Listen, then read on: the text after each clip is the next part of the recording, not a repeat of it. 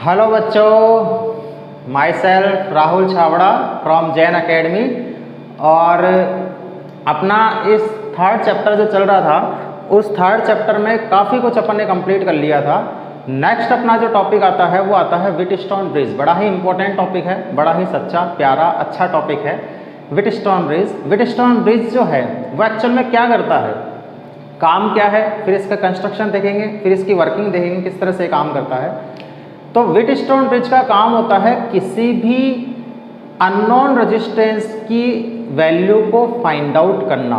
मेरे पास में ये वायर है, मुझे इसका रेजिस्टेंस पता नहीं है, तो इसका रेजिस्टेंस पता करते हैं व्हीटस्टोन ब्रिज की हेल्प से। ठीक है, तो Wheatstone bridge is used for the find out the unknown resistance of any wire. ठीक है, किसी भी रेजिस्टेंस वायर के किसी भी रजिस्टर के अननोन रेजिस्टेंस की वैल्यू को फाइंड आउट करने का काम कौन करेगा, व्हीटस्टोन ब्रिज। ठीक है, कंस्ट्रक्शन देखते हैं, इसकी कंस्ट्रक्शन क्या होती है।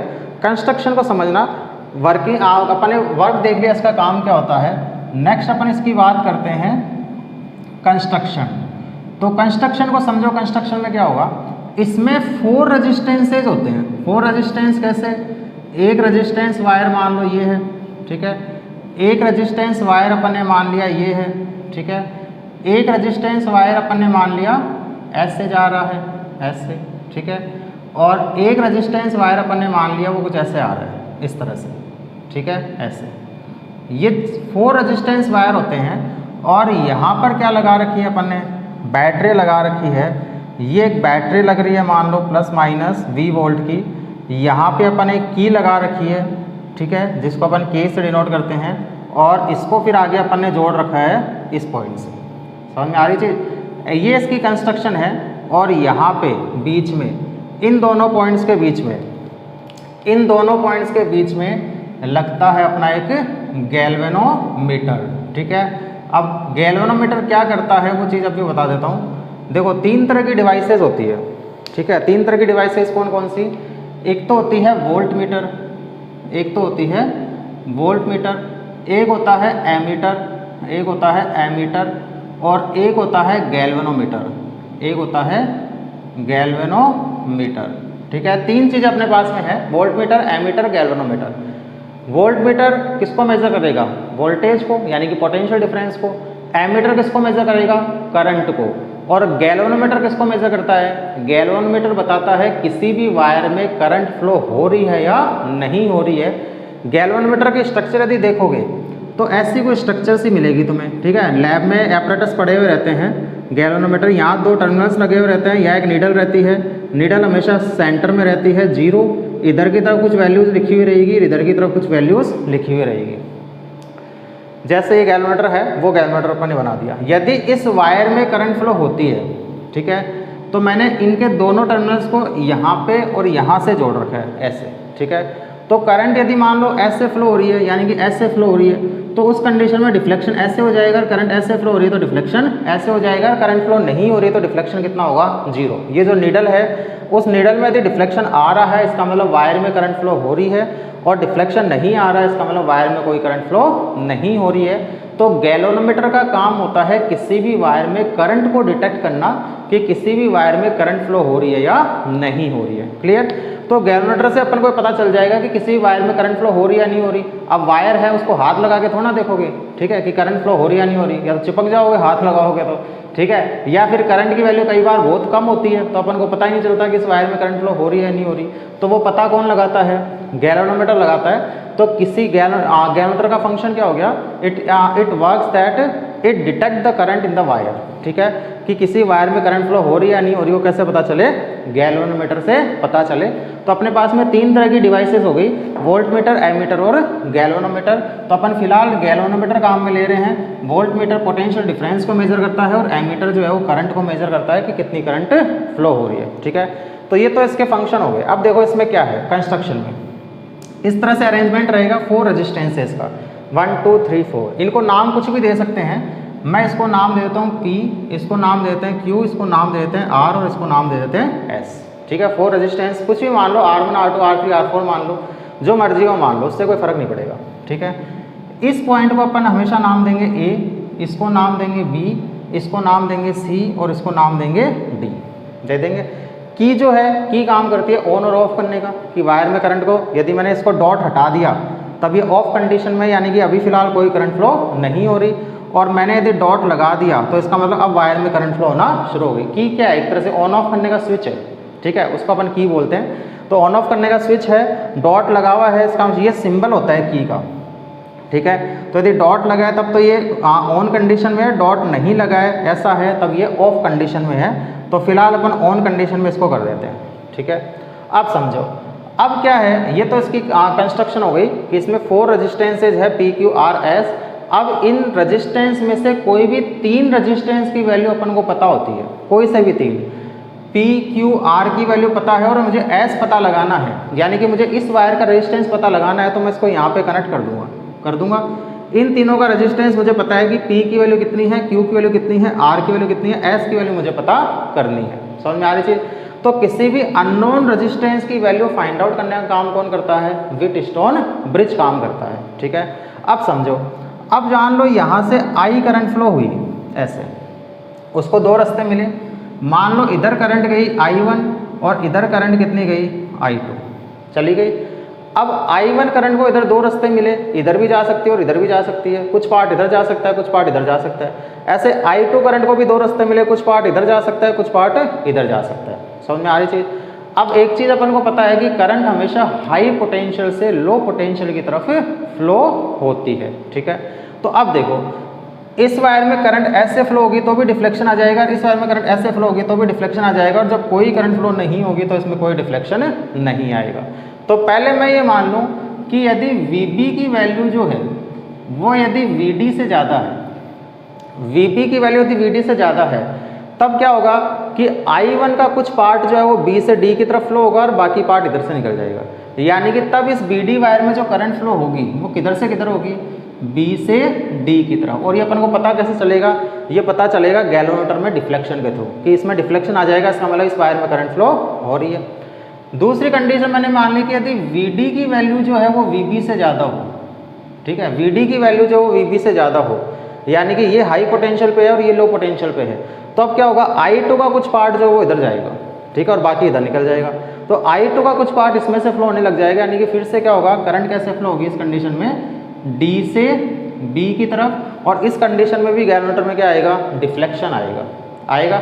लेकिन अपन को क्या देखना है कि एक कंडीशन ऐसी आएगी जब इस गैल्वेनोमीटर में कोई डिफ्लेक्शन नहीं आता है, यानी कि उस कंडीशन में क्या होगा, जब VB की वैल्यू जो है वो इक्वल हो जाए VD के, यानी कि इन दोनों पॉइंट्स पर पोटेंशियल की वैल्यू यदि सेम हो जाए, तो उस कंडीशन में क्या होगा, गैल्वेनोमीटर से कोई करंट फ्लो नहीं होगी, सारी की सारी I1 जो होगी करंट वो इधर से इधर निकल जाएगी, और सारी की सारी I2 करंट जो वो इधर से इधर निकल जाएगी। इस वायर का कोई यूज़ नहीं है, यानी कि यहाँ से कोई करंट फ्लो नहीं होने वाली। इसका मतलब ये हो गया कि जब दोनों पॉइंट्स पर पोटेंशियल की वैल्यू सेम हो जाए, सेम कैसे करनी है, S तो मुझे पता लगाना है, ठीक है, मैं इस P की वैल्यू को, Q की वैल्यू को या R की वैल्यू को चेंज करते हुए ऐसे सेट करूँगा कि इन दोनों पॉइंट्स पर पोटेंशियल की वैल्यू सेम हो जाए। वो कैसे होगी, वो पता कैसे चलेगा कि पोटेंशियल सेम हो गया, क्योंकि उस कंडीशन में गैल्वेनोमीटर में कोई डिफ्लेक्शन नहीं आएगा, यानी कि उस कंडीशन में जो G है उस G से कितनी करंट फ्लो होगी, 0 करंट फ्लो होगी। इसको अपन IG नाम दे देते हैं कि जो IG करंट होगी गैल्वेनोमीटर से फ्लो होने वाली करंट वो कितनी हो जाएगी, 0। इसको मैं मान लेता हूँ कि इसमें जो करंट फ्लो हो रही है वो कितनी हो रही है, IG, ठीक है। तो जैसे ही IG 0 हो जाएगी उस कंडीशन में क्या होगा, I1 सारी की सारी इधर से निकलेगी, यानी कि इसमें से भी कितनी करंट फ्लो होनी है उस कंडीशन में, I1, और I2 सारी की सारी इधर से निकलेगी, यानी कि इसमें से भी कितनी करंट फ्लो हो रही है, सारी पूरी I2, ठीक है। तो जब इस कंडीशन में जब दोनों पॉइंट्स पर पोटेंशियल सेम हो जाता है और IG की वैल्यू 0 हो जाती है, उस कंडीशन को बोला जाता है व्हिटस्टोन ब्रिज की बैलेंसिंग कंडीशन। समझ में आ रही थी? यानी कि बैलेंसिंग कंडीशन में गैल्वेनोमीटर से जो करंट फ्लो होनी है वो कितनी होनी है, 0 होनी है, उसमें कोई करंट फ्लो नहीं होगी। यानी कि ये पता कैसे चलेगा, ये पता चलेगा कि गैल्वेनोमीटर में डिफ्लेक्शन की वैल्यू कितनी हो जाएगी, 0 हो जाएगी। तो जैसे ही गैल्वेनोमीटर में डिफ्लेक्शन की वैल्यू 0 हो जाएगी, यानी कि इसमें से कोई करंट फ्लो नहीं हो रही है। क्लियर? तो ये अपने पास में आ जाएगा। तो VB इक्वल टू VD और IG कितना हो गया इस कंडीशन में, 0। क्लियर? अब देखो यहाँ से यदि मैं VA माइनस VB करूँ, यानी कि इन दोनों पॉइंट्स के बीच का पोटेंशियल डिफरेंस, ठीक है। अब फॉर्मूला क्या बनेगा, फॉर्मूला बनाना सीखते हैं। VA माइनस VB यदि मैं करूँगा, थ्योरी के पर्पज से भी क्वेश्चन इंपॉर्टेंट है और न्यूमेरिकल के लिए तो मोस्ट इंपॉर्टेंट है, ठीक है। यदि मैं इन दोनों पॉइंट्स के बीच का पोटेंशियल डिफरेंस देखूंगा तो क्या आएगा, करंट इंटू रेजिस्टेंस, ऐसा ही तो होता है। तो पोटेंशियल डिफरेंस कितना हो जाएगा, करंट इंटू रेजिस्टेंस यानी कि I1P हो जाएगा। ऐसे ही यदि मैं इन दोनों पॉइंट्स के बीच का पोटेंशियल डिफरेंस देखूंगा, यानी कि मैं देखूंगा VA माइनस VD, ठीक है। इस कंडीशन की बात करें अपन, इस कंडीशन में VA minus VD, VA minus VD किसके इक्वल हो जाएगा, वही पोटेंशियल डिफरेंस क्या होगा, करंट इंटू रेजिस्टेंस यानी कि I2R, ये अपने पास में आ जाएगा I2R हो जाएगा। लेकिन अपन को क्या पता है, अपन को ये पता है कि VB जो है वो किसके इक्वल है, VD के है। तो VA माइनस VB और VA माइनस VD आपस में इक्वल ही तो होंगे, क्योंकि VA तो कॉमन है, ठीक है। और VB और VD दोनों आपस में इक्वल है, यानी कि ये डिफरेंस और ये डिफरेंस आपस में इक्वल ही हो गया। ये डिफरेंस और डिफरेंस आपस में इक्वल हो गया, तो मैं बोल सकता हूँ इस कंडीशन में VA minus VB equal to किसके हो जाएगा, VA माइनस VD के हो जाएगा। यानी कि इन दोनों इक्वेशन से मैं क्या बोल सकता हूँ कि मैं बोल सकता हूँ I1, मैं ये बोल सकता हूँ कि I1P इक्वल टू क्या हो जाएगा, I2R, और यहाँ से यदि मैं I1 अपॉन I2 निकालूंगा तो क्या आएगा, R अपॉन P, ठीक है। एक तो फॉर्मूला अपने पास ही आएगा, ठीक है। और आगे चलो, अब मैं इन दोनों पॉइंट्स के बीच का पोटेंशियल डिफरेंस और इन दोनों पॉइंट्स के बीच का पोटेंशियल डिफरेंस देखता हूँ। इन दोनों पॉइंट्स के बीच का potential difference VB minus VC, ठीक है। यदि मैं कर दूं VB माइनस VC, तो VB माइनस VC किसके इक्वल होगा, पोटेंशियल डिफरेंस क्या होगा, करंट इंटू रेजिस्टेंस यानी कि I1Q, ठीक है। I1Q, I1 ही क्यों आया, क्योंकि यहाँ से कोई करंट फ्लो नहीं हो रही है और सारी की सारी I1 इधर से जाएगी, ठीक है। ऐसे ही यदि मैं VD माइनस VC कर दूं, यदि मैं कर दूं VD माइनस VC, तो वो क्या हो जाएगा, करंट इंटू रेजिस्टेंस यानी कि I2 इंटू S, तो ये अपने पास में आ जाएगा I2 इंटू S हो जाएगा। फिर अपन को वही पता है, क्या पता है कि VB जो है वो किसके इक्वल है, VD के। बैलेंसिंग कंडीशन VB और VD दोनों आपस में इक्वल है, तो जब VB और VD आपस में इक्वल हो गए और VC दोनों में कॉमन है, इसका मतलब ये और ये आपस में क्या होंगे, इक्वल होंगे। तो मैं बोल दूंगा VB minus VC equal to किसके होगा, VD माइनस VC के हो जाएगा। यानी कि I1Q किसके इक्वल होगा, I2S, I1Q इक्वल टू किसके हो जाएगा, I2S। तो यहाँ से यदि मैं I1 अपॉन I2 की वैल्यू निकालूंगा तो क्या आएगा, S अपॉन Q। तो एक तो अपने पास में I1 अपॉन I2 क्या आया है, R अपॉन P, एक मेरे पास में I1 अपॉन I2 क्या आया है, S अपॉन Q। यानी कि मैं इन दोनों को यदि आपस में इक्वेट करूँ, ठीक है, इन दोनों को कंपेयर करूँ, तो मेरे पास में आएगा R upon P equal to S upon Q, R upon P equal to S upon Q हो जाएगा। अब देखो यहाँ से P को उधर ले जाओ और S को इधर ले आओ, तो P उधर जाके तो हो जाएगा P बाई Q और S इधर आके हो जाएगा R बाई S। तो मैं बोल दूंगा P upon Q equal to R upon S। ये जो कंडीशन है, इस कंडीशन को बोला जाता है व्हिटस्टोन ब्रिज की बैलेंसिंग कंडीशन। अब मुझे अपन ने स्टार्टिंग में बोला था कि कोई भी तीन तो अपन को पता होते हैं, तो P Q R अपन को पता है, S की वैल्यू मुझे निकालनी है, तो अपन S की वैल्यू यहाँ से फाइंड आउट कर सकते हैं, ठीक है। तो ये अपने पास में व्हिटस्टोन ब्रिज का एक प्रिंसिपल हो गया। प्रिंसिपल क्या हो गया इसका कि P upon Q equal to R upon S, ठीक है। यदि ये ऐसा है तब तो व्हिटस्टोन ब्रिज बैलेंसिंग कंडीशन में है, और ऐसा नहीं है तो व्हिटस्टोन ब्रिज बैलेंसिंग कंडीशन में नहीं है। जैसे इसका एग्जांपल यदि अपन लें, एग्जांपल से और क्लियरिटी आ जाएगी। जैसे मान लो मैंने ऐसा कुछ बना दिया, ठीक है, ऐसा, ठीक है, इस टाइप का सा ऐसा कोई अरेंजमेंट बना दिया, या गैल्वेनोमीटर लगा हुआ है, यहाँ वही अपन ने मान ली कोई बैटरी लगी हुई है इस तरह से, ठीक है। इसको मैंने मान लिया 2, इसको मैंने मान लिया 4, इसको मैंने मान लिया 6 और इसको मैंने मान लिया 12, ठीक है। तो अब ये पूछा गया कि क्या ये 12 मान लो, क्या ये व्हिटस्टोन ब्रिज बैलेंसिंग कंडीशन में है। तो अपन चेक कैसे करेंगे, P upon Q equal to R upon S। P upon Q यानी कि 2/4, 2/4 इक्वल टू 6/12, 6/12 है। तो 2/4 तो क्या होगा 1/2 और 6/12 भी क्या होगा 1/2। इसका मतलब दोनों आपस में इक्वल आ रहे हैं, इसका मतलब व्हिटस्टोन ब्रिज कैसा है, बैलेंसिंग कंडीशन में है। तो बैलेंसिंग कंडीशन को चेक करने का तरीका यही है, P upon Q equal to R upon S यदि आता है तो इसका मतलब व्हिटस्टोन ब्रिज बैलेंसिंग कंडीशन में है, नहीं तो व्हिटस्टोन ब्रिज बैलेंसिंग कंडीशन में नहीं है। क्लियर। तो ये तो अपन ने जनरल जो पोटेंशियल डिफरेंस का फॉर्मूला था, उस फॉर्मूले की हेल्प से अपन ने व्हिटस्टोन ब्रिज को एक्सप्लेन किया है, ठीक है। अब अपन को किरचॉफ लॉ की हेल्प से भी व्हिटस्टोन ब्रिज को एक्सप्लेन करना है कि किरचॉफ लॉ की हेल्प से व्हिटस्टोन ब्रिज जो किस तरह से एक्सप्लेन होगा, तो उसको भी समझना। ये क्लियर है यहाँ तक? इसमें कोई डाउट है तो मुझे बता देना। बाकी जहाँ तक मुझे लगता है नॉर्मल अपन ने फॉर्मूला लगाया है, फिर से देख लो। VA माइनस VB तो क्या हो जाएगा I1P, तो VA माइनस VB तो I1P, VB माइनस ऐसे VA माइनस VD क्या हो जाएगा I2R, VA माइनस VD हो जाएगा I2R। फिर अपन को पता है VB और VD आपस में इक्वल है, VA कॉमन है, तो इसका मतलब ये और ये आपस में इक्वल होंगे, तो ये और ये आपस में इक्वल हो गए, यानी कि I1P equal to I2R, I1P equal to I2R, तो I1 अपॉन I2 आ गया R अपॉन P। ठीक है, ऐसे अपन यहाँ लगाएंगे। VB minus VC equal to हो जाएगा I1Q और VD माइनस VC हो जाएगा I2S। ठीक है, ये हो गया I1Q, ये हो गया I2S। VB और VD दोनों आपस में इक्वल है, ये अपन को पता है। VC कॉमन है, इसका मतलब ये और ये आपस में इक्वल होंगे, ये और ये आपस में इक्वल हो गए, यानी कि I1Q equal to I2S, I1Q equal to I2S, तो I1 upon I2 equal to हो जाएगा S अपॉन Q। एक ही I1 अपॉन I2, एक ही I1 अपॉन I2, दोनों को आपस में इक्वल कर दो तो ये आ जाएगा P upon Q equal to R upon S। ठीक है, यदि ऐसा आता है तो व्हिटस्टोन ब्रिज कैसा है? बैलेंसिंग कंडीशन में है। तो अब ये अपने पास में व्हिटस्टोन ब्रिज जो है, वो व्हिटस्टोन ब्रिज का नॉर्मल जो मेथड है, उस नॉर्मल मेथड से अपन ने देख लिया कि नॉर्मल मेथड से जो अपने पास में फॉर्मूला आता है वो आता है P upon Q equal to R upon S। और यदि P upon Q equal to R upon S होता है, इसका मतलब व्हिटस्टोन ब्रिज बैलेंसिंग कंडीशन में है, नहीं तो व्हिटस्टोन ब्रिज जो बैलेंसिंग कंडीशन में नहीं है। बैलेंसिंग कंडीशन में तभी होगा जब VB और VD दोनों आपस में इक्वल होंगे, और यानी कि गैल्वेनोमीटर से कोई करंट फ्लो नहीं होगी। तो गैल्वेनोमीटर से जब कोई करंट फ्लो नहीं हो रही, उस टाइम पर व्हिटस्टोन ब्रिज कैसा है? बैलेंसिंग कंडीशन में है, यानी कि अपन व्हिटस्टोन ब्रिज के फॉर्मूले लगा सकते हैं। ठीक है, अब समझो। ठीक है, अब अपन को क्या करना है?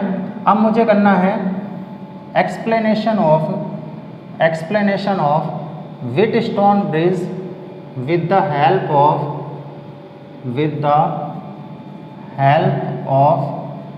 Kirchhoff law. ठीक है, किरचॉफ लॉ की हेल्प से अपन को क्या करना है? व्हिटस्टोन ब्रिज को एक्सप्लेन करना है। समझ में आ रही चीज़? तो किरचॉफ लॉ की हेल्प से देखो कैसे करेंगे, वही कंस्ट्रक्शन तो यही है अपने पास। ठीक है, अब देखो करंट को कैसे डिवाइड करोगे। I1 करंट इधर गई, मैं मान लेता हूँ कि IG करंट इधर जा रही है। ठीक है, तो इधर कितनी बच गई? I1 minus IG। ठीक है, फिर से देखो करंट को मैं वापस से बना देता हूँ और अच्छे से क्लियर हो जाएगी चीज़ें। ठीक है, फिलहाल अपन ये मानते हैं कि अभी अपन ये मान रहे हैं कि सर्किट से बैटरी से I करंट फ्लो हो रही है, I करंट फ्लो हुई, I1 इधर गई, I2 इधर गई, मान लिया। फिर मैं ये मान लेता हूँ कि I1 का कुछ पार्ट जो है वो इधर चला गया। कितना चला गया? IG चला गया, तो इधर कितना बचा? I1 माइनस IG बच गया।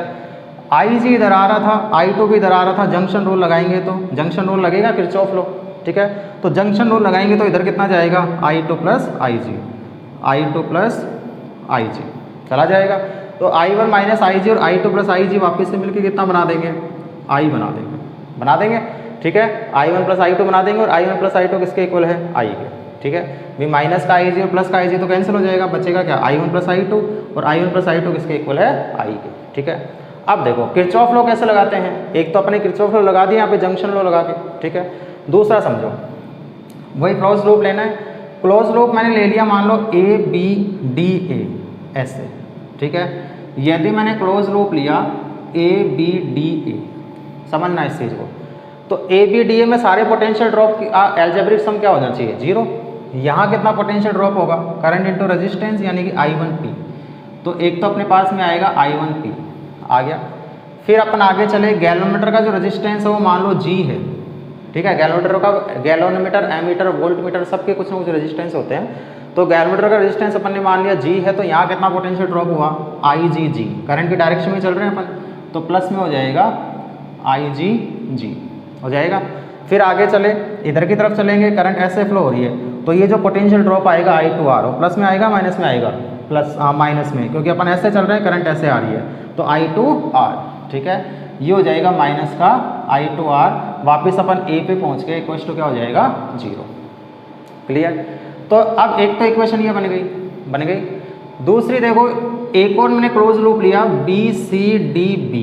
यदि मैंने क्लोज लूप लिया BCDB,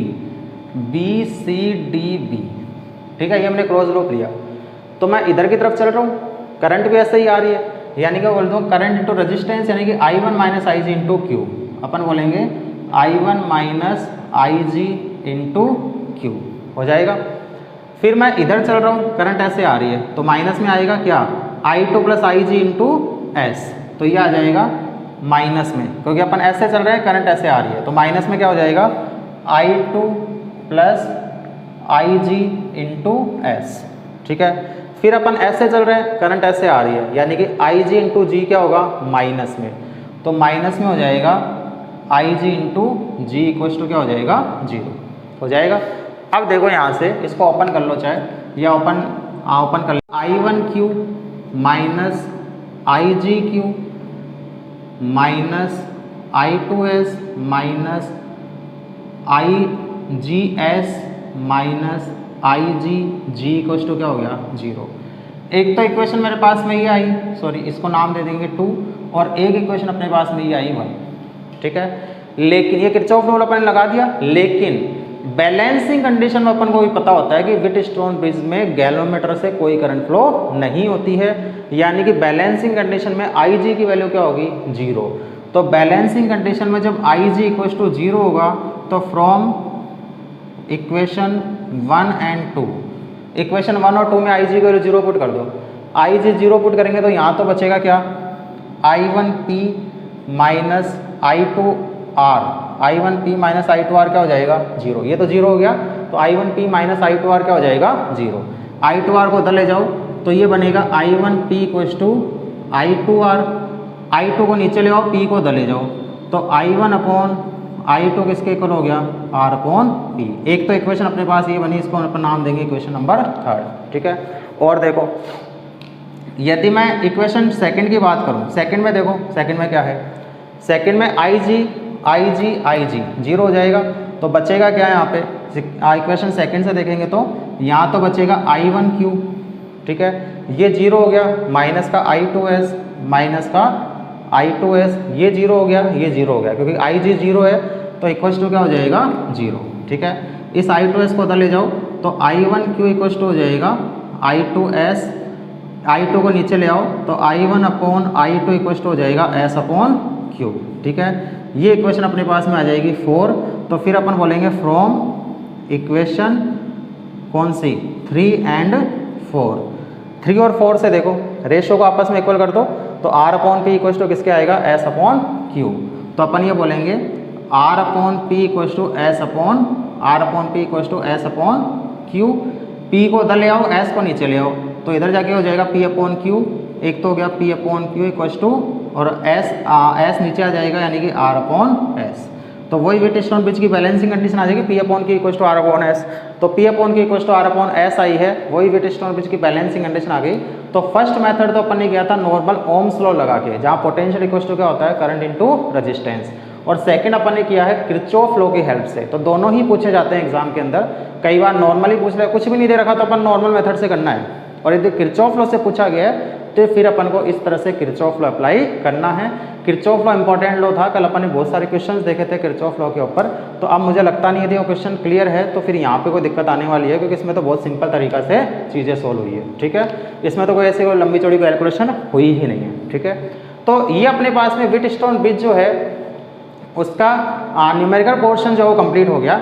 अब नेक्स्ट देखो व्हीटस्टोन ब्रिज का एक टर्म आता है जिसको अपन नाम देते हैं सेंसिटिविटी, इसको नाम देते हैं सेंसिटिविटी।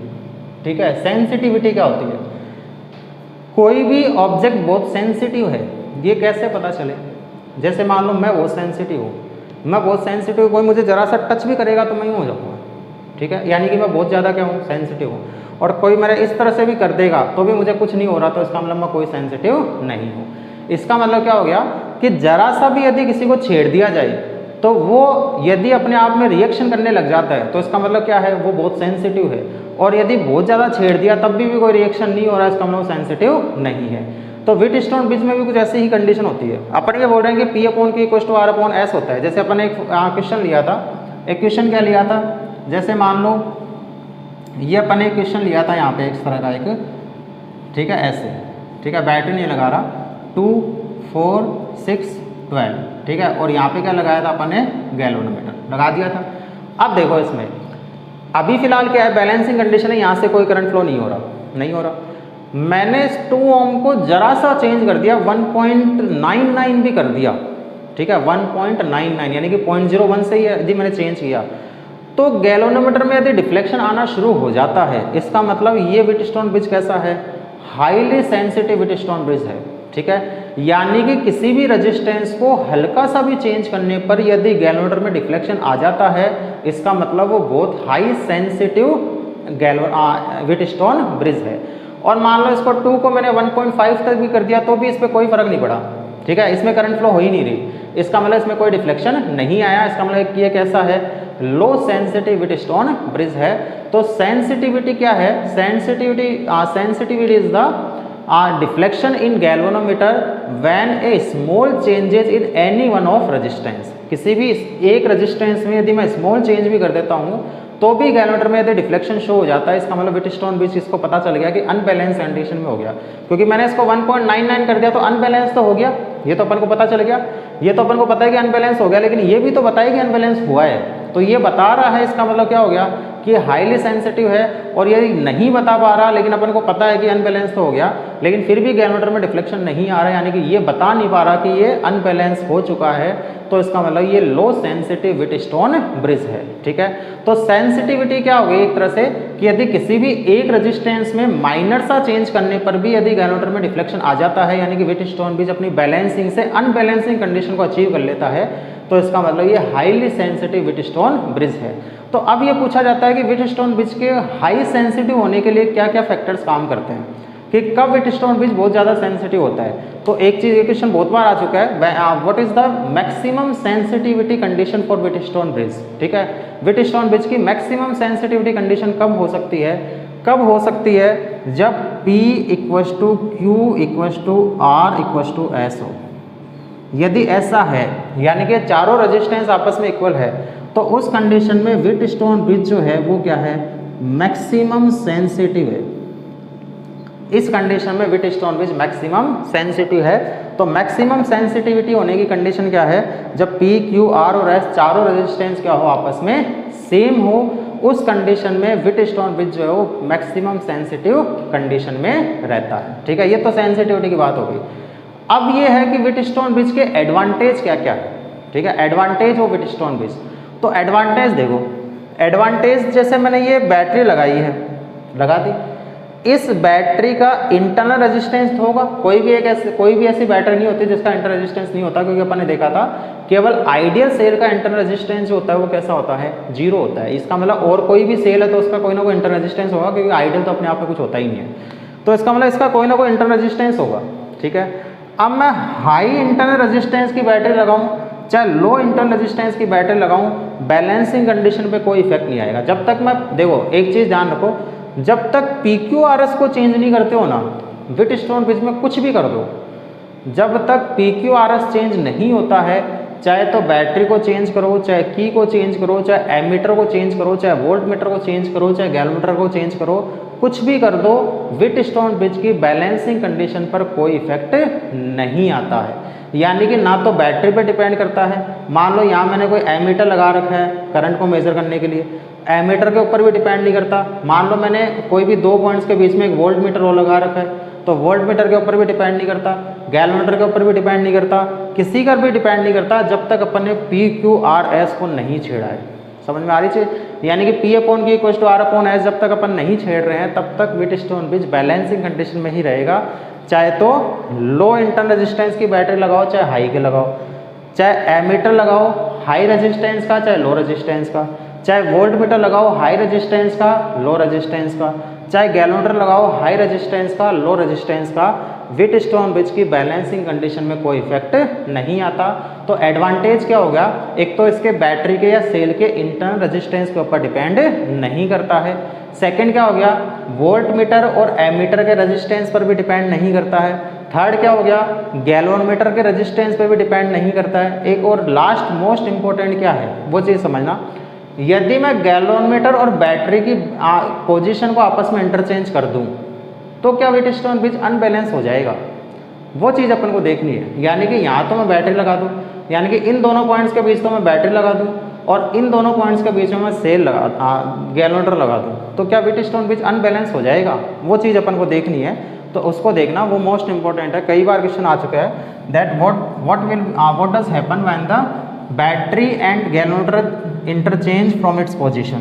ठीक है, बैटरी और गैल्वेनोमीटर जो है वो अपनी पोजीशन से इंटरचेंज कर दिए जाए तो उस कंडीशन में क्या व्हिटस्टोन ब्रिज की बैलेंसिंग कंडीशन पे क्या इफेक्ट आएगा, क्या व्हिटस्टोन ब्रिज अनबैलेंस हो जाएगा या फिर वो बैलेंस ही रहेगा।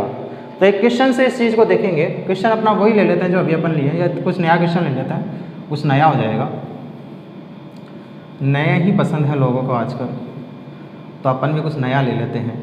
ठीक है, पहले तो मान लो बैटरी ऐसा लगी थी ना, अच्छी भली लग रही थी, जीवन अच्छा चल रहा था इनका। ठीक है, गैल्वेनोमीटर यहाँ लगा था। ठीक है, इसको मैंने मान लिया 3, इसको मैंने मान लिया 9 और इसको मैंने मान लिया 6, इसको मैंने मान लिया 18। 3/9 = 6/18 बैलेंस है, 1/3 = 1/3 बैलेंस है। ठीक है, अच्छा भला जीवन चल रहा था इनका, कोई कुछ नहीं था। अब मेरे जैसा कोई बंदा गया, ठीक है, इसको नाम दे दिया A, ये B, ये C और ये D। ठीक है, ये तो क्या है P, ये क्या है Q, ये क्या है R और ये क्या है S है। अब मेरे जैसा कोई बंदा गया, उसने क्या किया, उसने इसमें कुछ कारस्तानी कर दी। कारस्तानी क्या कर दी, ये तो ऐसे ही थे, रजिस्टेंस तो लाई, इनको तो छेड़ा नहीं इन्होंने। ठीक है, ये तो ऐसे कैसे ही थे ऐसे कैसे। अब क्या किया कि इन दोनों पॉइंट्स के बीच में तो लगा दी बैटरी, इन दोनों पॉइंट्स के बीच में, और इन दोनों पॉइंट्स के बीच में लगा दिया गैल्वेनोमीटर। ये वही था 3, ये वही था 9, ये वही था 6 और ये वही था 18। ठीक है, अब ये पूछा गया कि क्या व्हिटस्टोन ब्रिज अनबैलेंस हो गया या बैलेंस ही रहा। फिलहाल तो क्या था इसमें, तो अपन क्या बोलेंगे 3/9 = क्या है 6/18। 3/9 = 6/18 यानी कि 1/3 = क्या है 1/3। तो फिलहाल तो बैलेंस है। अब देखो अब क्या बैलेंस है कि नहीं है। अब करंट इधर से आई, वही गैल्वेनोमीटर तो डिफ्लेक्शन 0 है। ठीक है, करंट ऐसे गई फिर ऐसे गई, इसमें ऐसे गई और ऐसे गई, यानी कि ये दोनों कैसे हो गए अब सीरीज में, और ये दोनों कैसे हो गए सीरीज में। यहाँ पे सीरीज में कौन था 3 और 9 थे तो 3/9 किया था, और 6 और 18 थे तो 6/18 किया था। यहाँ पे क्या हो गया 9/18 = 3/6 होता है क्या, 9/18 = 3/6 होता है कि नहीं होता। ये भी 1/2 और ये भी 1/2। इसका मतलब व्हिटस्टोन ब्रिज बैलेंस हुआ कि नहीं हुआ, व्हिटस्टोन ब्रिज बैलेंस हुआ, क्योंकि रेशो अभी भी इक्वल है, रेशो अभी भी इक्वल है। वही P/K = R/S, या फिर रेशो अपन निकाल रहे हैं this upon this = this upon this। तो इसका मतलब व्हिटस्टोन ब्रिज कैसा है, अभी भी बैलेंसिंग कंडीशन में है। इसका मतलब गैल्वेनोमीटर और बैटरी की पोजीशन को आपस में यदि इंटरचेंज कर दिया जाए तो उस कंडीशन में गैल्वेनोमीटर की बैलेंसिंग कंडीशन पर कोई इफेक्ट नहीं आता है।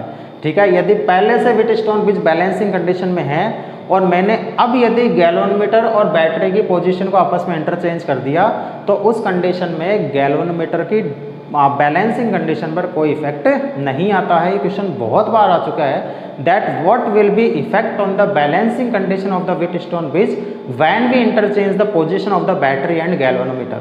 ठीक है, तो बैटरी और गैल्वेनोमीटर की पोजीशन को इंटरचेंज कर दिया जाए तो व्हिटस्टोन ब्रिज यदि पहले से बैलेंस है तो अभी भी वो बैलेंस ही रहेगा, वो अनबैलेंस कंडीशन में नहीं जाएगा। तो एक और एडवांटेज इसका ये है। एक इसका यूज आते हैं कि व्हिटस्टोन ब्रिज के यूज कहाँ करते हैं, तो व्हिटस्टोन ब्रिज का यूज किया जाता है मीटर ब्रिज के अंदर, पोस्ट ऑफिस बॉक्स के अंदर, कैरी फोस्टर ब्रिज के अंदर। ठीक है, 3 एपरेटस होते हैं, metre bridge, post office box, Carey Foster bridge.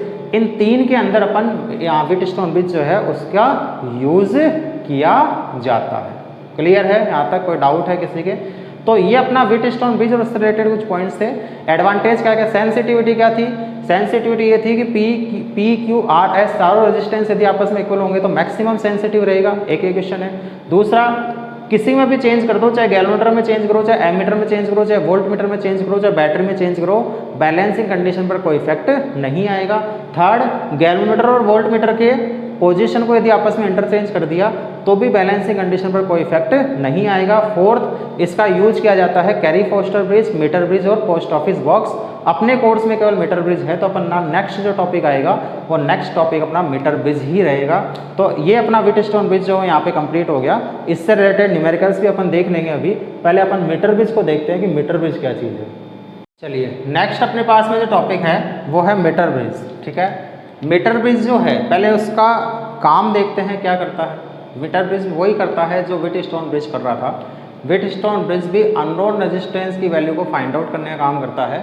Metre bridge भी जो है वो किसी भी वायर, जैसे ये वायर है इसका रेजिस्टेंस कितना है, तो मीटर ब्रिज की हेल्प से उस अननोन रेजिस्टेंस की वैल्यू को फाइंड आउट कर सकता हूँ। देखो नेक्स्ट अपने दो टॉपिक आएंगे, मीटर ब्रिज और पोटेंशियोमीटर। दोनों ही प्रैक्टिकल टॉपिक्स हैं और दोनों से ही क्वेश्चन आने के चांसेस बहुत ज़्यादा होते हैं।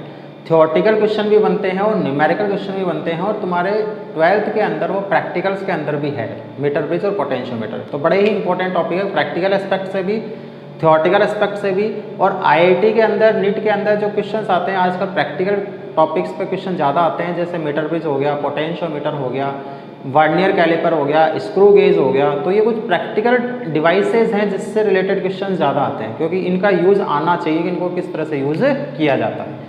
तो काम तो वही हो गया, मीटर ब्रिज का काम क्या हो गया, to find out the unknown resistance of a given wire. किसी भी वायर का अननोन रेजिस्टेंस फाइंड आउट करने का काम कौन करता है, मीटर ब्रिज करता है।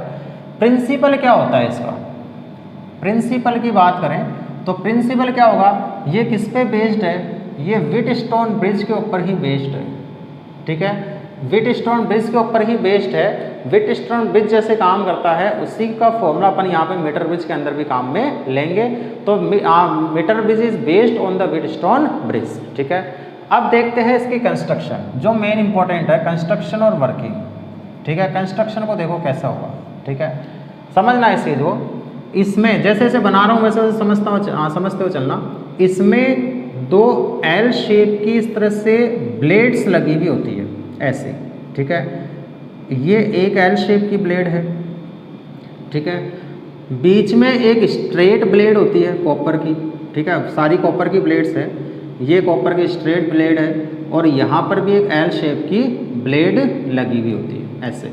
ठीक है, तो ये दो तो इसमें एल शेप की ब्लेड होती है और एक इसमें स्ट्रेट ब्लेड होती है इस तरह से।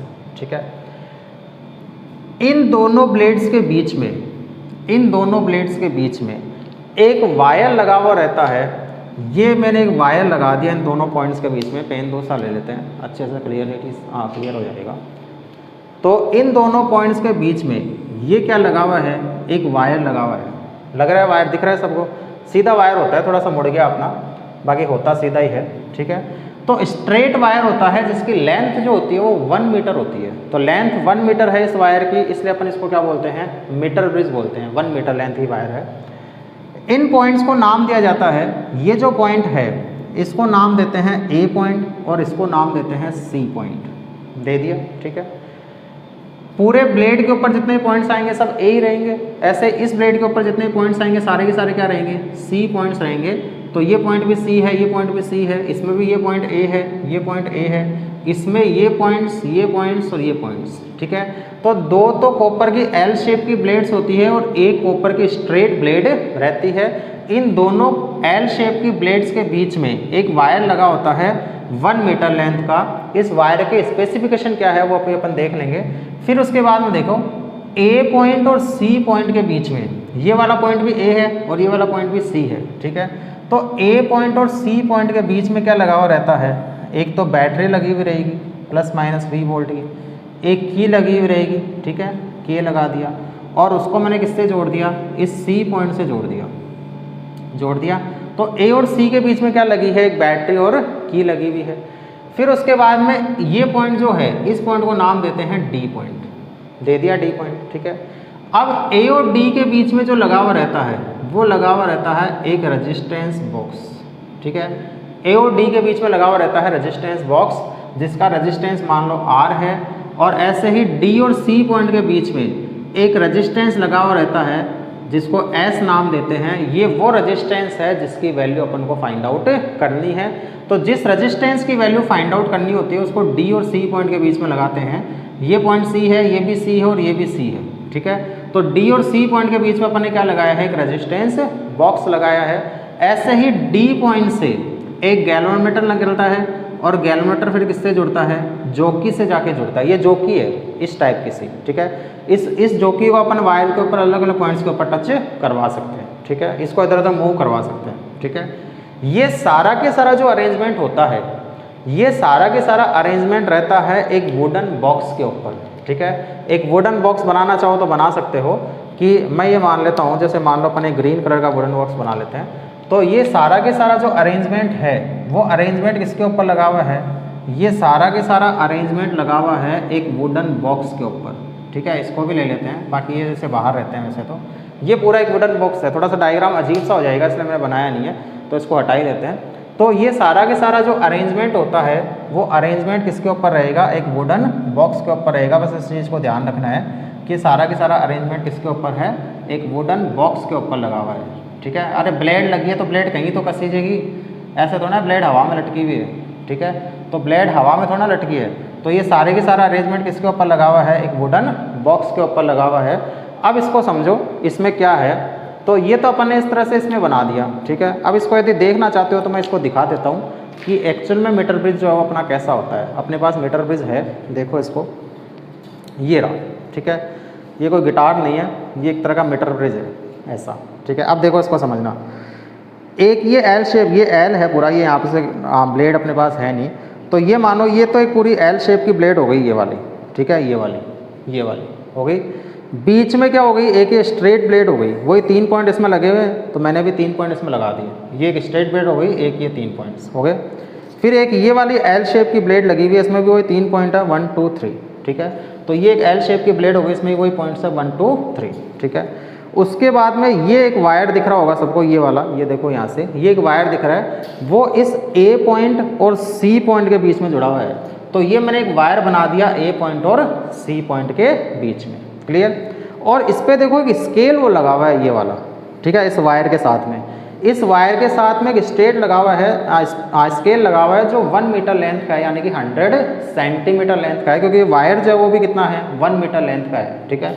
तो ये जो वायर है, इस वायर के साथ में एक स्केल वो लगा हुआ है, अपन डायग्राम में शो नहीं करते, बाकी एक स्केल वो लगा हुआ है यहाँ पे, ठीक है। तो ये तो इसकी पूरी कंस्ट्रक्शन है, समझ में आ गई चीज़। तो अब इन दोनों पॉइंट्स के बीच में, इन दोनों पॉइंट्स के बीच में अपन क्या लगा देंगे, एक रेजिस्टेंस बॉक्स लगा देंगे, ठीक है, जिसका रेजिस्टेंस अपन को पता होगा। इन दोनों पॉइंट्स के बीच में, कौन से दो, इन दोनों पॉइंट्स के बीच में, इन दोनों पॉइंट्स के बीच में क्या लगाएंगे, एक अननोन रेजिस्टेंस लगा देंगे इन दोनों पॉइंट्स के बीच में, जिसका रेजिस्टेंस अपन को फाइंड आउट करना है।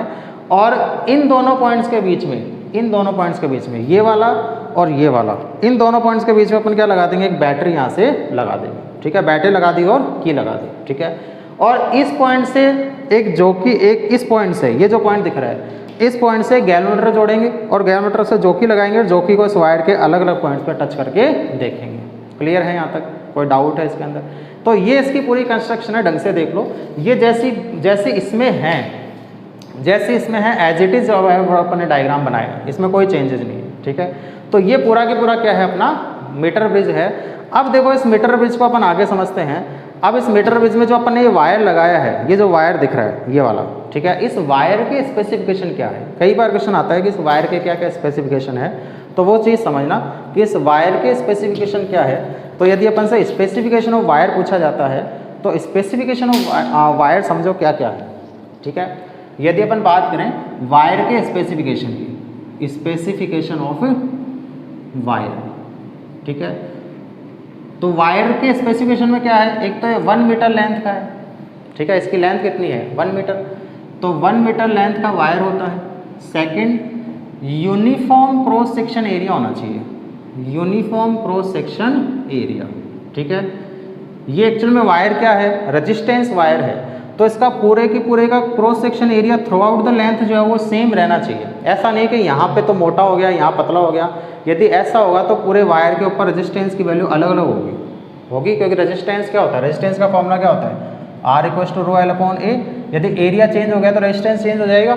इसका मतलब यहाँ रेजिस्टेंस अलग होगा, यहाँ अलग होगा, यहाँ अलग होगा, यहाँ अलग होगा, यहाँ अलग होगा, लेकिन अपन को तो चाहिए कि पूरे वायर के ऊपर सेम रेजिस्टेंस होना चाहिए, ठीक है। इसलिए अपन बोलते हैं कि क्रॉस सेक्शन एरिया जो है वो सेम होना चाहिए, तो यूनिफॉर्म क्रॉस सेक्शन एरिया होना चाहिए। थर्ड, ये वायर किसका बना हुआ होता है, ये वायर बना हुआ होता है मैग्नेनिन या यूरेका या कॉन्स्टेंटन, मैग्नेनिन या यूरेका या कॉन्स्टेंटन जैसे अलॉयस का बना हुआ होता है। अब इसका क्यों बना हुआ होता है भी, मैग्नेनिन, यूरेका या कॉन्स्टेंटन तीनों में से कोई सा भी एक मेटल लिया जाता है, नॉर्मली मैग्नेनिन का बनाया जाता है। तो इसका क्यों बनाया जाता है? क्यों बनाया जाता है? क्योंकि इस मटेरियल के लिए अल्फा जो होता है वो तो लो होता है, ठीक है, और रजिस्टिविटी जो होती है इस मटेरियल की वो हाई होती है। ये इसका स्पेसिफिकेशन मेन है, अल्फा लो होना चाहिए और रजिस्टिविटी हाई होनी चाहिए। तो अपन ऐसा मटेरियल लेते हैं, क्वेश्चन बहुत बार आ चुका है कि मीटर ब्रिज वायर का लिए अल्फा और रजिस्टिविटी जो है अल्फा होना चाहिए, लो हाई मीडियम जो भी है, तो लो होना चाहिए और रजिस्टिविटी हाई होनी चाहिए, क्योंकि ये वायर कैसा है? रजिस्टेंस वायर है। अब रजिस्टेंस वायर है तो रजिस्टेंस हाई करने के लिए रजिस्टिविटी भी तो हाई, रजिस्टिविटी हाई होनी चाहिए जिससे रजिस्टेंस हाई हो जाएगा, इसलिए अपन ने इसकी रजिस्टिविटी तो हाई ली है। अल्फा लो क्यों लिया है? अल्फा लो क्यों लिया है? अल्फा का फॉर्मूला अपन ने पढ़ा था। अल्फा क्या है ये तो पता है क्या? अल्फा क्या है? अल्फा पढ़ा था अपन ने। अरे पढ़ा था क्या अल्फा? अल्फा क्या था? Alpha coefficient of temperature coefficient था। तो टेम्परेचर कोफिशिएंट की वैल्यू लो होनी चाहिए। क्यों होनी चाहिए? क्योंकि अल्फा का अपन ने फॉर्मूला देखा था। अल्फा का फॉर्मूला ये आया था R2 minus R1 upon R1 T2 minus T1। ऐसा था या नहीं था? रो में भी निकाला था, रो2 माइनस रो1 अपॉन रो1 T2 माइनस T1, ठीक है। अब अल्फा लो होने का मतलब क्या हो गया? R2 माइनस R1 की वैल्यू कम है और इसकी वैल्यू ज़्यादा है, T2 माइनस T1 की वैल्यू, यानी कि टेम्परेचर डिफरेंस तो ज़्यादा होना चाहिए और रेजिस्टेंस में चेंज कम होना चाहिए। यानी कि सर्दियों में और गर्मियों में रेजिस्टेंस की वैल्यू में कोई ज़्यादा वेरिएशन नहीं आना चाहिए, तब अल्फा की वैल्यू क्या होगी? लो होगी। यदि वेरिएशन ज़्यादा हो गया, मान लो 10 डिग्री सेंटीग्रेड पर रेजिस्टेंस 5 ओम था और 50 डिग्री सेंटीग्रेड पर रेजिस्टेंस जो है वो मान लो 20 ओम हो गया, तो चेंज ज़्यादा हो गया। चेंज ज़्यादा होते ही अल्फा ज़्यादा हो गया, तो अपने रिजल्ट सर्दियों में अलग आएंगे और गर्मियों में अलग आएंगे। और मान लो सर्दियों में 10 डिग्री सेंटीग्रेड रेजिस्टेंस जो है वो 5 ओम था और सर्दियों में 10 डिग्री सेंटीग्रेड रेजिस्टेंस 5 ओम था और गर्मियों में 50 डिग्री सेंटीग्रेड रेजिस्टेंस जो है वो 6 ओम हुआ। तो टेम्परेचर डिफरेंस तो ज़्यादा हुआ लेकिन रेजिस्टेंस में चेंज बहुत कम हुआ, तो अल्फा क्या हो गया? लो हो गया। तो अपन यही तो चाहते हैं कि टेम्परेचर चेंज होने पर भी रेजिस्टेंस पे कोई ज़्यादा खास इफेक्ट नहीं आना चाहिए, तब अपना प्रैक्टिकल जो है वो सही होगा। ऐसा नहीं है कि नहीं तो सर्दियों में तो कुछ अलग ही रीडिंग आएगी, गर्मियों में कुछ अलग ही रीडिंग आएगी। इसलिए अपन ये बोलते हैं कि अल्फा की वैल्यू क्या होनी चाहिए? लो होनी चाहिए, यानी टेम्परेचर कोफिशिएंट की वैल्यू कम होनी चाहिए और रजिस्टिविटी की वैल्यू हाई होनी चाहिए। तो ये पूरे वायर के स्पेसिफिकेशन है, ध्यान रखने हैं। 1 मीटर लेंथ का होना चाहिए, यूनिफॉर्म क्रॉस सेक्शन होना चाहिए, मैग्नेनिन यूरेका कॉन्स्टेंशन जैसे अलॉयस का बना हुआ होना चाहिए। इसका क्यों बना हुआ होता है? क्योंकि इस मटेरियल के लिए अल्फा की वैल्यू कम होती है, रजिस्टिविटी की वैल्यू हाई होती है। रजिस्टिविटी हाई क्यों होनी चाहिए? जिससे रेजिस्टेंस हाई हो जाएगा, क्योंकि एक रेजिस्टेंस वायर है। अल्फा लो क्यों होना चाहिए? ताकि टेम्परेचर का रेजिस्टेंस के ऊपर कोई खास वेरिएशन नहीं आए, इसलिए अल्फा की वैल्यू जो है वो लो होनी चाहिए। क्लियर है? तो ये तो पूरी इसकी कंस्ट्रक्शन होगी। अब इसकी वर्किंग समझो, वर्किंग किस तरह से। यदि अपन इसकी वर्किंग की बात करें तो वर्किंग समझना कैसे काम करती है। अच्छा, एक चीज़ और समझो कि इस वायर की यूनिट लेंथ का जो रेजिस्टेंस है, ठीक है, वर्किंग में देख लेते हैं। That resistance of unit length of wire, unit length of wire, ठीक है, वो मैंने मान लिया कितना है? सिग्मा। कुछ भी मान लो, sigma alpha A B C जो भी मानना है वो मान लो। तो मैंने सिग्मा मान लिया कि यूनिट लेंथ का रेजिस्टेंस जो है वो कितना है? सिग्मा है, ठीक है, इस वायर की, ठीक है। अब अपन क्या करेंगे? इस रेजिस्टेंस बॉक्स से जो भी रिक्वायर्ड रेजिस्टेंस है उसकी वैल्यू को निकाल लेंगे। पूरा कनेक्शन बना दिया, की ऑन कर दी, ठीक है। इस गैल्वेनोमीटर पे अलग अलग पॉइंट्स पे मैं टच करके ऐसा पॉइंट ढूंढूंगा जब गैल्वेनोमीटर में डिफ्लेक्शन क्या हो जाए? जीरो हो जाए। गैल्वेनोमीटर में डिफ्लेक्शन जैसे ही जीरो हो जाएगा, यहाँ से यदि आई करंट आ रही है, यहाँ से यदि आई करंट आ रही है तो इधर भी कुछ करंट जाएगी, इधर भी कुछ करंट जाएगी। इधर जो करंट गई वो मैंने मान लिया I1 है, इधर जो करंट गई वो मैंने मान लिया I2 है, ठीक है। तो जैसे ही गैल्वेनोमीटर, अब देखो इसमें यदि यहाँ पे मैंने इसको टच किया, जैसे मान लो मैंने इसको यहाँ टच किया, मैं साथ में व्हीटस्टोन ब्रिज और बना देता हूँ, उससे और क्लियरिटी आ जाएगी। यदि मैं इसके साथ में एक व्हीटस्टोन ब्रिज छोटा सा बना दूँ तो इसको समझना ये कैसे है, ये काम कैसे कर रहा है। क्योंकि अपन को ये तो पता चल गया कि व्हीटस्टोन ब्रिज के प्रिंसिपल पे ही काम करता है। ये P है, ये Q है, ये R है, ये S है। ऐसा ही तो था अपना व्हीटस्टोन ब्रिज, सच्चा प्यारा अच्छा, ये गैल्वेनोमीटर लगा हुआ था, ठीक है। देखो अरेंजमेंट कुछ ऐसा ही बन रहेगा, जैसे व्हीटस्टोन ब्रिज जोड़ा था कुछ वैसा ही जुड़ रहेगा ये भी। देखो A और D के बीच में रेजिस्टेंस R है, A ये भी A है और D ये भी D है, A और D के बीच में रेजिस्टेंस R है, ठीक है। डी और सी के बीच में अननोन रेजिस्टेंस एस है, डी और सी के बीच में अननोन रेजिस्टेंस एस है, ठीक है। ए और बी के बीच में रेजिस्टेंस क्या रहेगा, पी। अब बी पॉइंट कौन सा रहेगा, डी गैलमीटर और लास्ट में किससे जुड़ता है, बी से। डी गैलमीटर लास्ट में किससे जुड़ता है, बी से, यानी कि ये वाला पॉइंट अपना कौन सा रहेगा, बी पॉइंट रहेगा। तो ए और बी के बीच में रेजिस्टेंस कौन सा है, ए और बी के बीच में जो वायर बनेगा उसका रेजिस्टेंस कौन सा आएगा, पी। और बी और सी के बीच में जो वायर बनेगा उसका रेजिस्टेंस क्या आएगा, क्यू, ठीक है। ये आ गया अपने पास। अब देखो, मान लो पहले मैंने गैलमीटर को यहाँ टच किया, जॉकी को यहाँ टच किया तो क्या होगा, टच किया तो हो सकता है कि यहाँ का पोटेंशियल जो है वो ज़्यादा हो और यहाँ का पोटेंशियल कम हो, तो करंट इसमें फ्लो हो जाएगी, यानी कि I2 का कुछ पार्ट जो इधर चला जाएगा, कुछ पार्ट इधर चला जाएगा, ठीक है। तो गैलमीटर में डिफ्लेक्शन आ जाएगा। फिर मैंने इसको यहाँ टच किया गैलमीटर को, जॉकी को, तो हो सकता है कि यहाँ का रेजिस्टेंस पोटेंशियल ज़्यादा हो गया और यहाँ का कम हो गया, तो करंट ऐसे फ्लो हो जाएगी, यानी कि I1 का कुछ पार्ट इधर चला जाएगा, कुछ पार्ट इधर चला जाएगा। जैसे इसमें हो रहा था कि पहले I1 का कुछ पार्ट इधर जा रहा था, कुछ इधर जा रहा था। फिर यदि ये पोटेंशियल ज़्यादा हो गया तो I2 का कुछ पार्ट इधर चला जाएगा, कुछ पार्ट इधर चला जाएगा। भी इधर तो कितनी फ्लो होती थी, I1, और इधर कितनी फ्लो होती थी, I2, ठीक है। तो ऐसे ही अपन जॉकी को अलग अलग पॉइंट्स पर टच करके देखेंगे। देखना क्या है कि जहाँ पर गैलमीटर में डिफ्लेक्शन जो है वो जीरो हो जाता है, जैसे ही गैलमीटर में डिफ्लेक्शन जीरो हो जाता है, मीटर ब्रिज बैलेंसिंग कंडीशन में आ जाएगा। I2 सारी करंट इधर से होती हुई इधर से निकल जाएगी, I1 सारी करंट इधर से होती हुई इधर से निकल जाएगी। इस गैलमीटर से कोई करंट फ्लो नहीं होगी, क्योंकि इसमें डिफ्लेक्शन की वैल्यू क्या आ गई, जीरो आ गई। समझ में आ गई चीज़।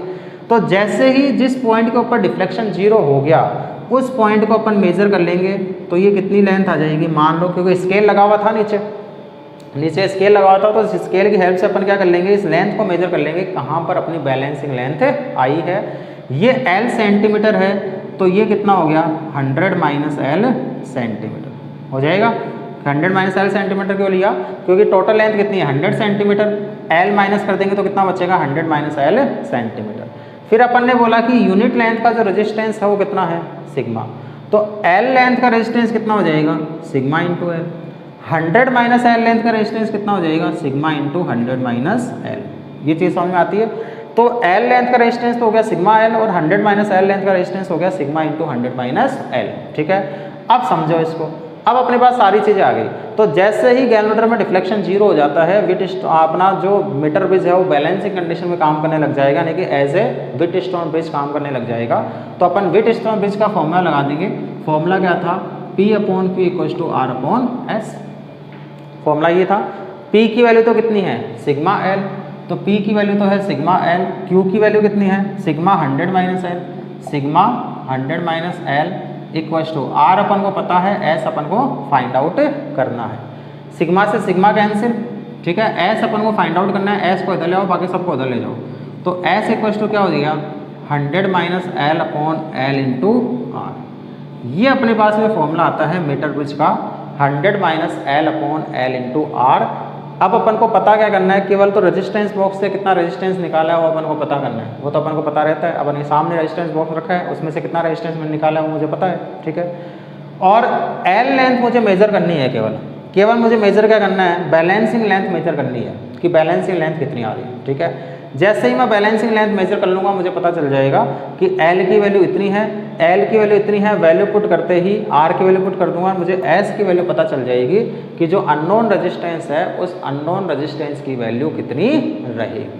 क्लियर है यहाँ तक। और जैसे ही अननोन रेजिस्टेंस की वैल्यू पता चल जाएगी, रजिस्टिविटी क्या होती है, रेजिस्टेंस इंटू एरिया, ऐसा ही तो होता है। रजिस्टिविटी क्या होती है, ρ = RA/L, और R की जगह अपन क्या ले रहे हैं, यहाँ पे रेजिस्टेंस S ले रहे हैं, तो SA/L। और फिर क्रॉस सेक्शन एरिया S जो होता है वो क्या होता है, πr²। तो A जो हो जाएगा वो क्या हो जाएगा, πr²। तो रो क्या हो जाएगा, S × πr²/L। ये इसकी रजिस्टिविटी आ जाएगी। यानी कि यदि मुझे इस वायर की रजिस्टिविटी पता करनी है तो मैं R पता कर लूँगा, L मुझे पता है, इसकी लेंथ 1 मीटर है, क्रॉस सेक्शन एरिया अपन R मेजर कर लेते हैं स्क्रू गेज की हेल्प से, ठीक है। वो अपन को इसमें नहीं है, वो 11th का टॉपिक है स्क्रू गेज, तो वहाँ से अपन इसको पता कर सकते हैं। तो रेडियस पता कर लेंगे, L पता कर लेंगे, S अपन निकाल चुके हैं यहाँ से, तो रजिस्टिविटी रो की वैल्यू भी यहाँ से पता की जा सकती है, ठीक है। तो ये अपना मीटर ब्रिज है मीटर ब्रिज एक अच्छा टॉपिक, सच्चा टॉपिक, प्यारा टॉपिक, क्योंकि न्यूमेरिकल्स भी बनते हैं और साथ के साथ एक थ्योरी के लिए भी बहुत अच्छा टॉपिक है और 1 मार्क के क्वेश्चन के लिए भी बहुत अच्छा टॉपिक है, प्रैक्टिकल टॉपिक है, इसलिए इसमें से क्वेश्चंस आने के चांसेस ज़्यादा से ज़्यादा रहते हैं। ठीक है, फिर से देख लो, मैं फिर से बता देता हूँ। 2 तो एल शेप की ब्लेड्स होती है कॉपर की, एक बीच में ये स्ट्रेट ब्लेड होती है। इन दोनों पॉइंट्स के बीच में तो एक 1 मीटर लेंथ का वायर लगा होता है जो मैग्नीन, कांस्टेंट एंड यूरेका जैसे अलॉयज का बना रहता है। इसका cross section area through out uniform रहता है, सेम रहना चाहिए और अल्फा इसका लो होना चाहिए, रेजिस्टिविटी हाई होनी चाहिए। क्यों होना चाहिए अपने बता दिया, अल्फा लो क्यों होना चाहिए, ताकि टेम्परेचर का इफेक्ट जो है वो इसके रेजिस्टेंस पे बहुत कम पड़े। ठीक है, और इन दोनों पॉइंट्स के बीच में एक रेजिस्टेंस बॉक्स लगा हुआ रहता है आर, और डी और सी पॉइंट्स के बीच में अननोन रेजिस्टेंस अपन एस लगा देते हैं। ऐसे ए और सी के बीच में अपन एक बैटरी और अपन ने की लगा दी है। करंट जैसे ही फ्लो होती है I1 और I2, तो अपन ने डी और बी के बीच में गैल्वेनोमीटर लगा रखा है, यहाँ एक जोकी लगा रखी है। जोकी को मैं अलग अलग पॉइंट्स पे टच करता रहूँगा और टच करके गैल्वेनोमीटर में डिफ्लेक्शन की वैल्यू 0 देखूंगा। जैसे ही 0 आ जाएगी तो I2 सारी करंट अब इधर से जाएगी और I1 सारी करंट अब इधर से जाएगी, क्योंकि इसमें से कोई करंट फ्लो नहीं हो रही है। जब अब ये है या नहीं है कोई मतलब ही नहीं है, कोई डिफ्लेक्शन 0 आ गया, डिफ्लेक्शन 0 आते ही इसको मैं हटा दूँ, कोई फर्क नहीं पड़ेगा। तो I2 सारी इधर से निकल जाएगी, I1 सारी इधर से निकल जाएगी। इसकी लेंथ जो है वो मैंने मेज़र कर लेंगे स्केल के थ्रू। जो यहाँ पे स्केल लगा हुआ था, जो यहाँ पे एक स्केल लगा हुआ था, उस स्केल की हेल्प से अपन क्या कर लेंगे, इस L लेंथ को मेज़र कर लेंगे कि L लेंथ कितनी होगी।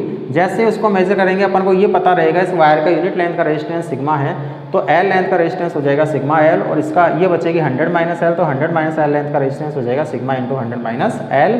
फिर अपन वही लगा देंगे, अपने पास में व्हीटस्टोन ब्रिज का फॉर्मूला होता है P/Q=R/S, तो यहाँ से S की वैल्यू निकल जाएगी। S जैसे निकलेगा रजिस्टिविटी भी अपन फाइंड आउट कर सकते हैं। ठीक है, तो ये अपना मीटर ब्रिज हो गया। ये भी काम किस पे करता है, व्हीटस्टोन ब्रिज के प्रिंसिपल पे ही काम करता है।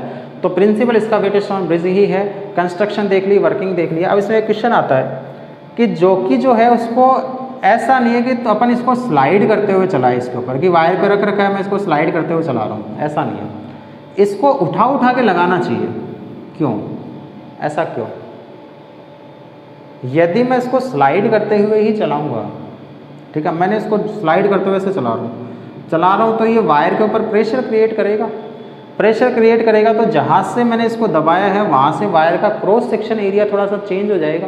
अरे होगा कि नहीं होगा? जैसे ये मान लो ये अपने पास में व्हीटस्टोन, ये अपने पास में मीटर ब्रिज था, ठीक है, यहाँ से जोकी लगी हुई थी। ये जोकी अगर मैं इसको ऐसे स्लाइड करते हुए यदि चलाने लग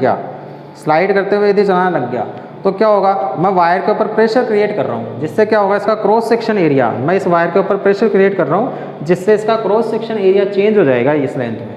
और अपन को क्या चाहिए कि वायर कैसा होना चाहिए, यूनिफॉर्म क्रॉस सेक्शन एरिया का होना चाहिए।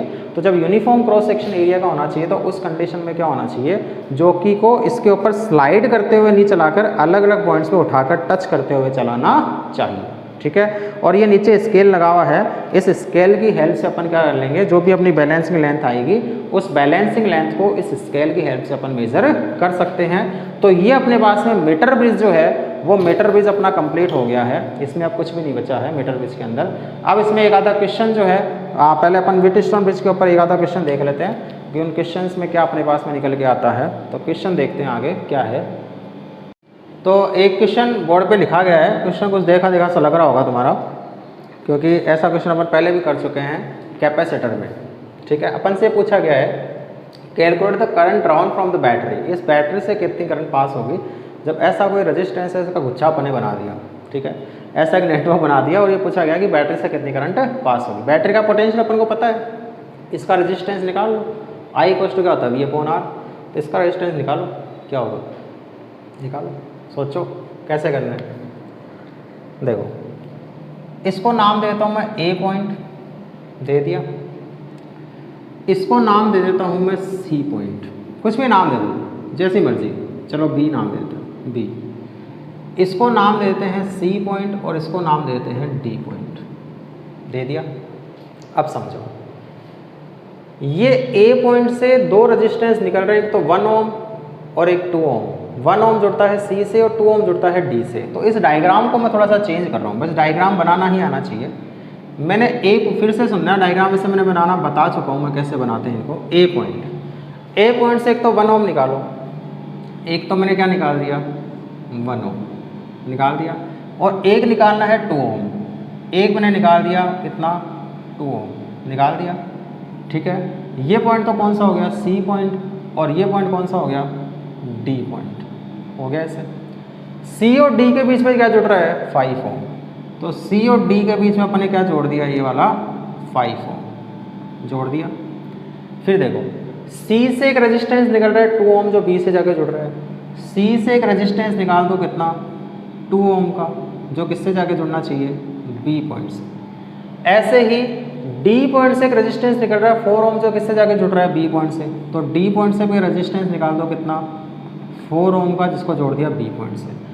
A और B के बीच में क्या जुड़ रही है 4 वोल्ट की बैटरी, तो A और B के बीच में अपन ने क्या जोड़ दिया 4 वोल्ट की एक बैटरी कनेक्ट कर दी। अब ये डायग्राम ऐसे कन्वर्ट हो सकता है, बना सकते हैं। क्या ये व्हीटस्टोन ब्रिज है और क्या ये बैलेंसिंग कंडीशन है? बिल्कुल ये बैलेंसिंग कंडीशन है। देखो 1/2 = 2/4, यदि मैं बोलूँगा 1/2 = 2/4 तो 1/2 = 1/2 हो रहा है कि नहीं हो रहा? इसका मतलब व्हीटस्टोन ब्रिज बैलेंसिंग कंडीशन में है। बैलेंसिंग कंडीशन में ये जो वायर है इससे कोई करंट फ्लो नहीं हो सकती, तो इसको यदि मैं डिसकनेक्ट भी कर दूं तो कोई फर्क नहीं पड़ेगा, नहीं पड़ेगा। अब देखो ये दोनों कैसे हो गए, करंट ऐसे गई दोनों में सेम ही जाएगी, तो करंट जब दोनों में सेम होगी तो कैसे जुड़े हुए हैं सीरीज में, तो 1 और 2 सीरीज में मिलकर कितना हो जाएंगे 3, ठीक है। अब इस डायग्राम को मैं इधर बना रहा हूँ, अलग पेन से बना लेते हैं ताकि क्लैरिटी आ जाएगी। तो A और B के बीच में ऊपर की तरफ कितना रेजिस्टेंस है 3, ठीक है। तो A और B के बीच में ऊपर की तरफ कितना रेजिस्टेंस हो गया, ये रेजिस्टेंस कितना हो गया 3, ठीक है, हो गया। ये पॉइंट A मान लो, ये पॉइंट B मान लो। नीचे की तरफ 2 और 4 कितने हो गए 6, ठीक है, सीरीज में है, तो 2 और 4 कितना हो जाएगा 6, ये आ जाएगा अपने पास में 6 ओम हो गया। और ये क्या जुड़ी हुई है अपनी बैटरी, किसनी 4 वोल्ट की जुड़ गई।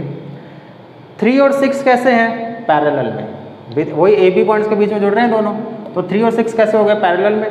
पैरेलल में 3 और 6 का इक्विवेलेंट कितना बनेगा निकालो, अब इतना तो निकाल सकते हो भाई, 3 और 6 का इक्विवेलेंट कितना बनेगा, मैं तो सीधा लिख दूंगा अभी पता नहीं चलेगा।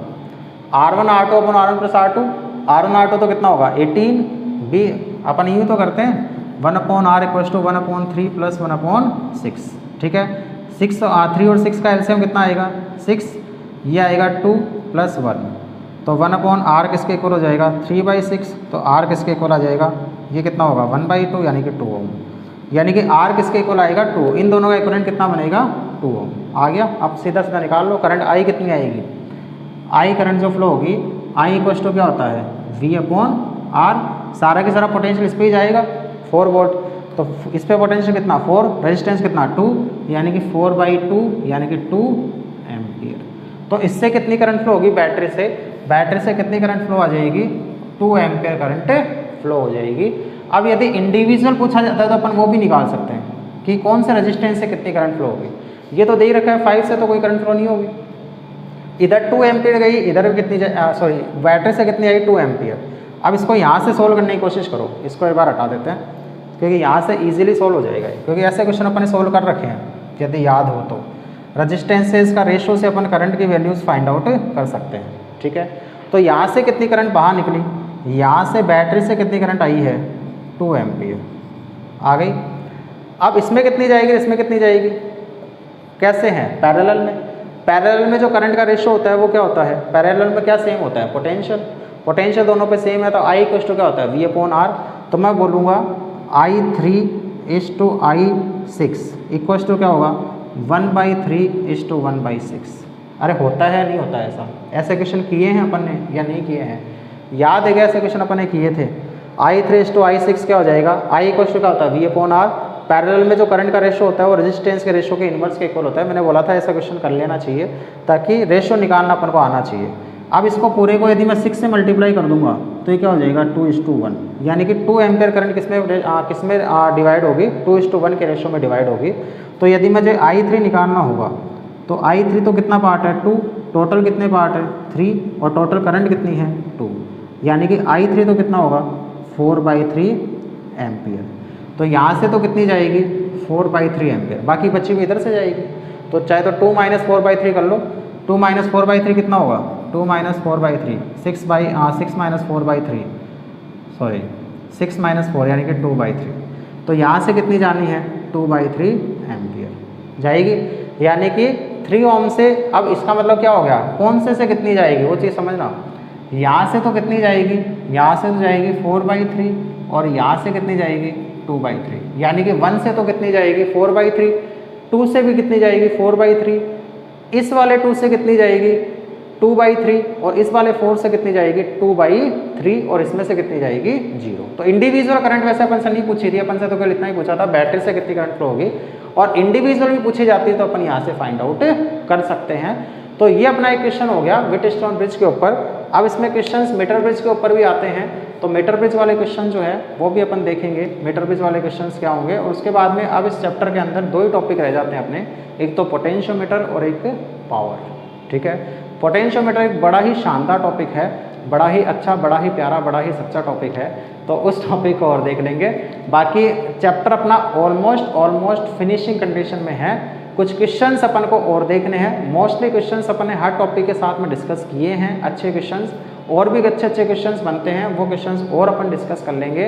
बाकी ये चैप्टर जो है वो ऑलमोस्ट कंप्लीट सा है। नोट्स बनाते हुए चलना, नोट्स अच्छे से बना लेना सारे के सारे टॉपिक्स का, फिर से एक बार रिवीजन कर लेना, चाहे तो सारे टॉपिक्स को फिर से देख लेना, अवेलेबल है आपके सामने, तो वापस से देख भी सकते हो। हाँ ठीक है, ये एक अच्छी फैसिलिटी है कि कोई टॉपिक यदि कम समझ में आ रहा है तो उसको एक बार फिर से देख लेना। ठीक है, और कोई डाउट हो तो मुझसे पूछ लेना, किसी भी तरह का कोई डाउट हो। तब तक पढ़ते रहो, अच्छे से तैयारी करते रहो, चैनल को लाइक, सब्सक्राइब, शेयर रिक्वेस्ट है तुमसे, करते रहो और तैयारी करते रहो, मज़े करते रहो। Very all the best.